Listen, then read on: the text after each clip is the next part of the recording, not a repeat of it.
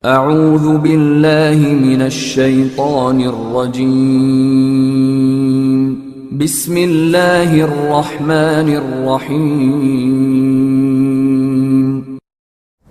بسم الله الرحمن الرحيم. السلام عليكم ورحمة الله وبركاته.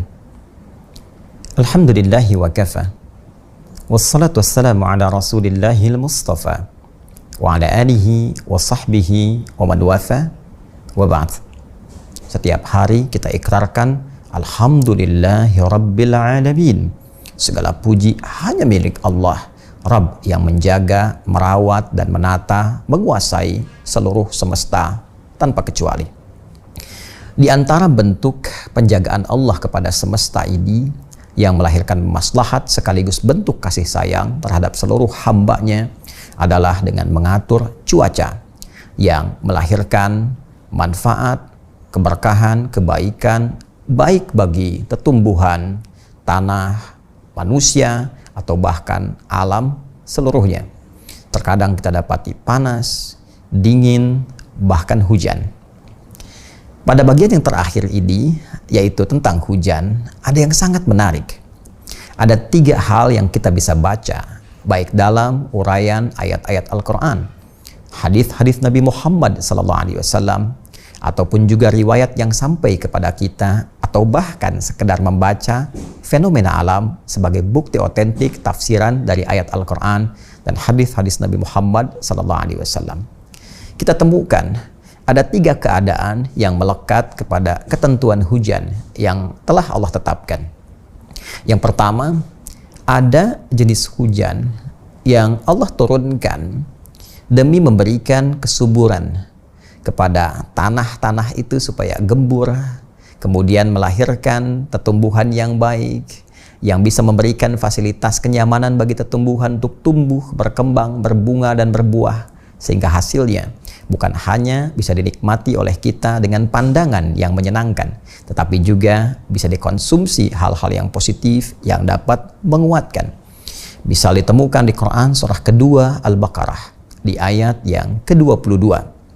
Alladzi ja'ala lakumul arda firasha was-samaa'a binaa'a wa anzala minas samaa'i maa'an fa akhraja bihi minats thamarati rizqan lakum.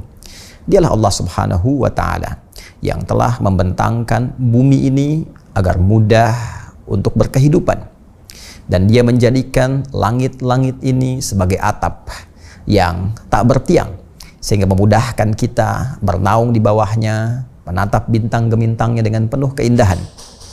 Dan pada saat yang bersamaan Allah menurunkan hujan dari langit yang dengan itu menjadikan tanah-tanah subur, menumbuhkan tanaman, melahirkan bebuahan sebagai rizki untuk kita semua. Yang kedua, ada jenis hujan juga yang Allah turunkan untuk memberikan hikmah kepada manusia dan memberikan satu gambaran, boleh jadi ada aliran-aliran air yang tidak sewajarnya. Ada pola berkehidupan manusia dalam membangun, menata yang tidak sewajarnya, yang perlu ditunjukkan dengan turunnya hujan, yang tergambarkan dengan hal-hal yang mungkin bagi manusia terlihat seperti musibah yang melahirkan duka. Banjir, bandangkah itu, masuk ke kotakah itu, airnya naikkah itu. Hikmah terbesarnya boleh jadi memberikan kesan dan pesan yang dalam kepada kita. Ada cara membangun yang tidak tepat, ada cara memotong di hutan itu yang tidak tepat, ada cara mengelola yang tidak benar, supaya dengan itu diperbaiki agar tata letak kota menjadi lebih baik lagi, agar berkehidupan menjadi lebih nyaman lagi. Ada yang ketiga yang sifatnya harus betul-betul dihindari, karena itu berupa hukuman nyata. Biasanya bagi orang-orang yang memang menantang azab, bermaksiat tinggi sampai meminta bahkan kepada Allah untuk membuktikan kalau memang layak untuk diazab, kalau memang azab itu nyata. Ini seperti yang terjadi pada umatnya Nabi Lut alaihi salam ketika menantang azab, dan direspon itu dengan ketentuan Allah Subhanahu wa taala yang menurunkan hujan, bukan air lagi bentuknya, tapi hujan dalam bentuk batu seperti direkam misalnya dan viral kisahnya di surah Al-A'raf, surah ke-7 ayat 84, dan ditegaskan pula di Quran surah ke-26 Asy-Syu'ara ketika Allah Subhanahu wa taala berfirman di surah Al-A'raf misalnya, wa amtarna 'alaihim matara. Pun demikian di surah Asy-Syu'ara dibuka dengan kalimat yang sama, wa amtarna 'alaihim matara, dan kami turunkan bagi mereka apa yang mereka mintakan berupa hujan tapi berbentuk bebatuan. Di Al-A'raf, fanzur kaifa kana aqibatul mujrimin, maka silahkan kalian lihat bagaimana akibat dari para pendosa yang meminta azab itu. Dan di surah Asy-Syu'ara ditegaskan, inilah bentuk terburuk dari apa yang diturunkan dari langit karena dimintakan berupa azab. 3 bagian ini menariknya oleh Allah Subhanahu wa taala, kalimatnya pun dibedakan. Diksinya sangat sempurna, presisinya tinggi. Ketika menurunkan azab dengan kalimat wa amtarna, jadi amtara yumtiru. Ketika menumbuhkan tumbuhan, bebuahan, menggunakan diksinya alma. Wa anzala minas samai ma'a. Dan ketika itu semua diatur pun dengan aturan-aturan yang baik, khususnya tentang pengaturan hujan, cuaca, terkadang di sini deras, terkadang di sini rintik-rintik, itu menggunakan kata ghaith. Seperti di Quran surah ke-31 Luqman ayat 34. Innallaha 'indahu 'ilmus sa'ah wa yunazzilul ghaith. Sungguh hanya milik Allah Subhanahu wa taala pengetahuan tentang kapan terjadinya kiamat secara pasti dan juga kewenangan dalam mengatur cuaca, khususnya dalam menurunkan hujan. Diksinya menggunakan kata yunazzil, nazzala yunazzilu, untuk menunjukkan satu tahapan-tahapan yang terukur. Satu hal yang diturunkan dengan presisi yang sangat tinggi, yang terukur. Di sini boleh jadi butuh untuk menumbuhkan tanaman, maka dikasih hujannya misalnya yang sesuai dengan kebutuhannya. Yang sini butuh deras, ya. Yang di sini butuh memang curahnya sangat tinggi untuk menunjukkan ada yang tidak tepat dalam pengelolaan tata kelola di kehidupannya, tata kelola kotanya, tata kelola tempatnya dan sebagainya. Itu kadarnya sangat menarik ketika Allah turunkan. Bahkan kadang-kadang ada satu tempat yang seperti lokal hujannya. Ini hujan, di sini tidak. Nah, teman-teman, dari 3 hal yang tadi diungkapkan itu, termasuk pengaturan hujan ini, terkadang dalam berkehidupan kita memohon kepada Allah, ya Allah, di sana yang tidak tepat, tapi di sini banjirnya datang. Ya Allah, jadi kami berharap hujan, tapi belum turun, sehingga tanahnya gersang, cuacanya panas. Bagaimana kami memohon kepadamu agar Engkau berkenan menurunkan hujan? Ya Allah, ini hujannya terlampau deras, ya Allah, kan? Memang mungkin Kau ingin tunjukkan kepada kami, tapi kami mohon ya Allah, kami sedang mengaji misalnya, ya Allah, kami sedang menata aktivitas, ini hujannya belum berhenti 3 hari, 4 hari, 5 hari, karena terkadang hikmah Allah itu yang diturunkan. Ketika ada satu peristiwa, kemudian Allah berikan secara umum, hujannya terjadi, luas menimpa, ada banyak hal yang bisa dipelajari. Salah satu hikmahnya adalah supaya membangun taqarrub kita, kedekatan kita kepada Allah untuk meminta. Maka di antara hikmah itulah diajarkan oleh Nabi SAW dalam hadis yang sahih. Di Al-Bukhari khususnya, nomor hadis 1013.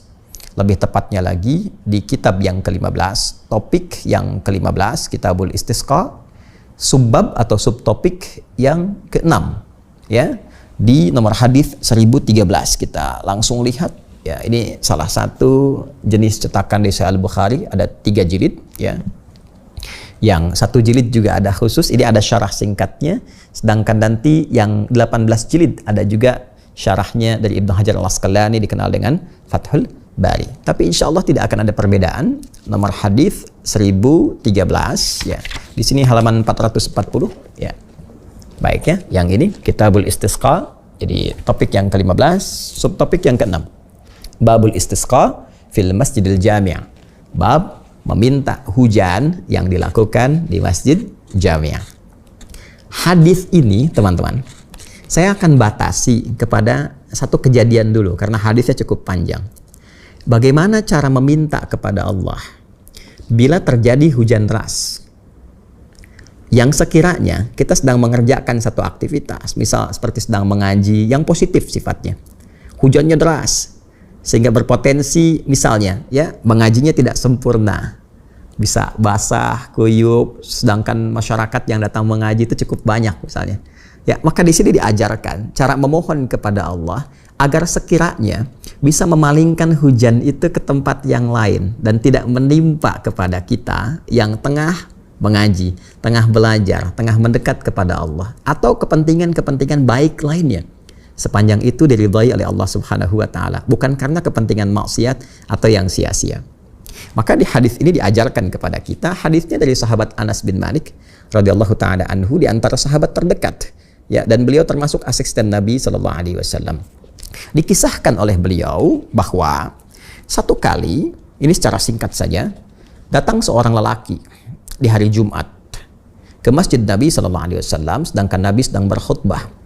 Ya, kemudian dia masuk pintu yang langsung berhadapan pintunya dengan mimbarnya Nabi sallallahu alaihi wasallam. Lalu ketika itu orang ini karena hajat sifatnya darurat, ya, ada hajat yang sangat penting, kebutuhan mendesak, karena di tempat beliau itu terasakan ya keadaannya hujan terus-menerus selama 6 hari, dikisahkan selama 6 hari. Ya kan? Lalu memohon kepada Rasulullah untuk berdoa kepada Allah Subhanahu wa taala agar kiranya Allah itu ya dengan kuasanya bisa memalingkan hujan itu ya ke tempat yang lain sehingga di tempatnya berhenti hujan dan bisa mendapatkan satu kesempatan untuk menata aktivitas kehidupan yang kiranya tidak bersamaan dengan hujan yang terus berlangsung itu. Lalu bagaimana respon Nabi sallallahu alaihi wasallam? Ya, saya bacakan dulu supaya kita paham redaksi hadisnya. Bismillahirrahmanirrahim. Thumma dakhala rajulun min dhalikal bab fil jumu'atil muqbilah wa Rasulullah sallallahu alaihi wasallam qa'imun yakhtub fastaqbalahu qa'iman faqala ya Rasulullah halakatil amwal wa anqata'atis subul fad'allaha yumsikha. Maka tiba kemudian datanglah seorang lelaki di hari Jumat berikutnya. Jadi tadi saya katakan saya melompat kepada bagian yang terakhir, ya kan? Ada seorang lelaki datang seperti yang saya kisahkan. Dia mengadukan pada Rasulullah bahwa ada kesulitan, untanya tidak berasa beraktivitas dengan sempurna, ya terpotong sebagian aktivitas niaganya karena hujan terus-menerus datang dengan hikmah tertentu. Ingat, karena hikmah tertentu. Di antara hikmahnya adalah lahirnya doa ini untuk bertanya pada Nabi kalau sedang hujan deras-derasnya kita minta ya kepada Allah setidaknya untuk memalingkan atau misalnya berhenti sejenak karena ada aktivitas yang kita tunaikan dan Allah Maha tahu itu ya bagaimana cara memohonnya. Baik. Kemudian qala farafa'a Rasulullah sallallahu alaihi wasallam yadaihi. Maka Rasulullah sallallahu alaihi wasallam mengangkat kedua tangannya. Ya, ini di antara adab berdoa, mengangkat kedua tangan ya, dan dengan mengangkat tangan itu nanti ada hadis lain yang memberikan penegasan bahwa Allah itu sangat luar biasa kemuliaannya, kan? Dan bagi orang yang mengangkat tangan, maka Allah Maha Perasa, mengalahkan rasa malu dari setiap hamba yang akan menjawab doanya itu, kan? Dan merasa sangat luar biasa, merasakan keadaan yang dalam bila pun tidak mengabulkan, rasanya tidak sesuai ya dengan keadaan dan kekuatan serta kemuliaan Allah Subhanahu wa taala. Singkatnya, kalau kita mengangkat tangan sambil berdoa itu lebih cepat dikabulkan. Apa doanya? Akhirnya Allahumma hawalaina wala alaina. Saya ulang ya. Ini versi yang paling singkatnya. Allahumma hawalaina wala alaina. Kalau kita ingin teruskan versi lengkapnya, Allahumma alal akami wal jibali wal ajami wal dharabi wal audiyati wa manabitis syajari. Baik ya. Allahumma hawalaina wala alaina. Kalau kita ingin cukupkan sampai di sini ya, itu boleh. Boleh. Dan kalau kita bisa lakukan, minta sampai 3 kali. Ya, 3 kali ini adalah kebiasaan Nabi kalau berdoa atau meminta, beliau selalu meminta 3 kali umumnya. ya, atau berdoa dibacakan sebanyak 3 kali. Itu nanti ada di hadis Muslim. Kalau kita ngaji di Sahih Muslim, kita temukan kebiasaan Nabi meminta, berdoa, memohon sampai 3 kali. Boleh kita katakan Allahumma hawalaina wala alaina, Allahumma hawalaina wala alaina, Allahumma hawalaina wala alaina. Ya Allah, mohon alihkan hujan ini yang sedang menimpa kami dengan derasnya ke tempat lain sesuai kehendak-Mu ya Allah. Mungkin di bukit-bukit, mungkin di lembah-lembah, atau tempat yang Engkau kehendaki karena hikmah-Mu, ya kan? Allahumma hawalaina wala alaina. Dan mohon ya Allah sekiranya tidak di tempat ini yang kami sedang beraktivitas atau kami sedang mendekat kepadamu. Itu dibacakan 3 kali. Maka apa yang terjadi? Ketika dibacakan itu, fan qata'at wa kharajna namshi fis syamsi, masya Allah. Tiba kemudian hujannya berhenti. Nah, ini kisahnya viral, hujannya berhenti dan kami melihat cuaca kembali cerah. Nah, ini diantara tuntunan dalam hadis yang menjawab segala fenomena berkehidupan. Jadi di Islam tuh alhamdulillah semuanya lengkap. Dan berbahagianya kita tinggal di Indonesia, khususnya dasar bernegara kita, berbangsa kita diikat oleh Pancasila. Sila pertamanya ketuhanan yang Maha Esa. Ya, jadi saya sering katakan kita bukan negara agama, tapi spirit berkebangsaan kita, spiritnya adalah beragama, menerapkan nilai-nilai berketuhanan. Sebagai Muslim, kalau kita mengalami satu situasi hujan yang deras, sedangkan kita sedang punya kegiatan yang bermanfaat, maka amalkan sila pertama itu, berketuhanan. Ya, ketuhanan yang Maha Esa. Di antara wujudnya adalah pasal 29 ayat 2 dengan meningkatkan ibadah. Negara menjamin kemerdekaan tiap-tiap penduduk untuk memeluk agamanya masing-masing dan beribadah menurut agama dan kepercayaannya itu. Nah, ini bagian dari ibadah kita. Jadi kalau hujan deras, kita sedang ngaji atau ada kegiatan positif, kita ingin coba minta sama Allah supaya hujannya dialihkan, maka mohon ini doanya. Ya, dan jangan menyimpang. Misal kita gunakan perangkat lain yang justru bertentangan bukan hanya dengan ayat, dengan hadis. Ini bagi Muslim ya. Bagi seorang Muslim. Jadi ini khusus tuntunan bagi orang Islam yang ada di sini pedomannya. Nah, jangan mengerjakan yang Allah nggak suka. Hujan itu kan ketetapan Allah. Ya, terus kalau kita melakukan yang tidak disukai Allah, itu bertentangan bukan hanya dengan Al-Quran, dengan hadis, tapi juga dengan dasar berkebangsaan kita, yaitu ketuhanan yang Maha Esa dengan tafsirnya tadi Undang-Undang Dasar pasal 29 ayat kedua. Jadi bacakan doa ini. Ya, kalau mau lagi kita tambahkan nih. Ya, ini biasanya lebih cepat, nggak nunggu lama nih, nggak nunggu lama.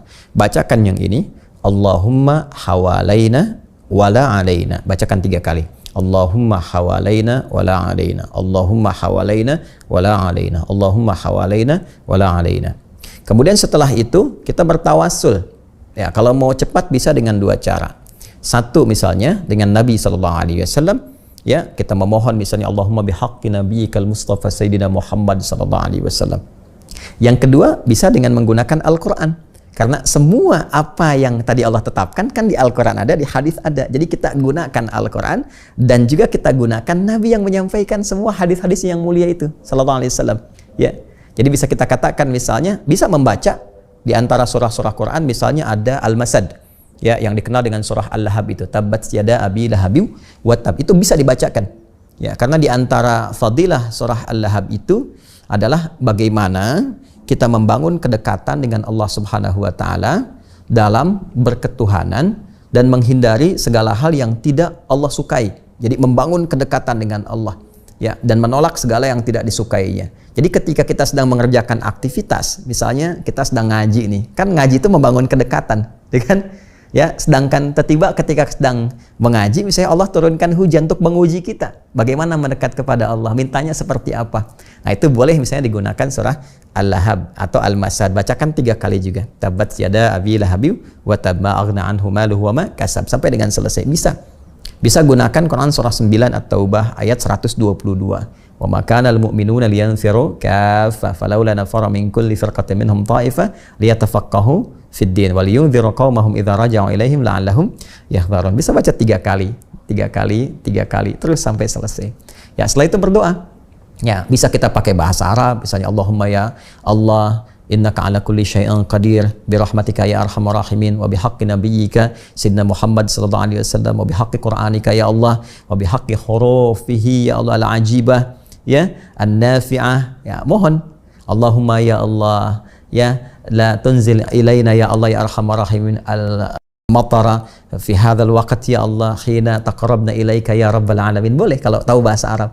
Ya Allah mohon jangan dulu turunkan hujan pada kami saat ini ketika kami sedang mendekat kepadamu ya Allah. Atau sesuai redaksi hadis, Allahumma ya Allah hawalaina wala alaina, bacakan 3 kali, minta dengan penuh keikhlasan. Itu nggak nunggu lama, karena hadisnya mengatakan kalau ikhlas benar seketika akan berhenti, dan nanti ada bab lain lagi untuk meminta. Semuanya ada, alhamdulillah ada solusi, ada jawaban. Jadi bagi umat Islam, insan beriman, jauhkan dari perilaku-perilaku yang menyimpang. Assalamualaikum warahmatullahi wabarakatuh.